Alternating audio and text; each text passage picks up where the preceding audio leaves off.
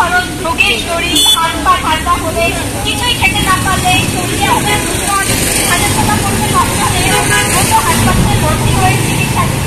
আমি যে বিষয়গুলো বলছি আশা করছি যে আপনারা বুঝতে পারছেন। যেহেতু এখন বর্ষাকাল চলছে, তাই আপনার শরীরে যদি দেখেছেন যে কোনো কারণ ছাড়াই জ্বর হচ্ছে কিংবা শরীর ব্যথা হচ্ছে, হাত পা ব্যথা হচ্ছে, অতিরিক্ত মাথা ব্যথা হচ্ছে, তাহলে আর দেরি না করে অবশ্যই কোনো চিকিৎসকের পরামর্শ নেবেন। আমি আবারও বলছি যে এই ডেঙ্গু রোগ প্রতিরোধ করা আপনার একটি সচেতনতাই পারে আর এই রোগ প্রতিরোধ করতে।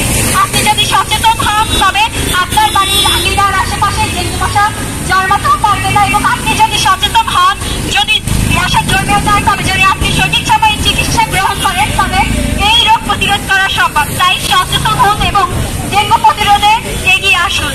আবারও ধন্যবাদ জানাচ্ছি লাল সবুজ সোসাইটির পক্ষ থেকে সকলকে।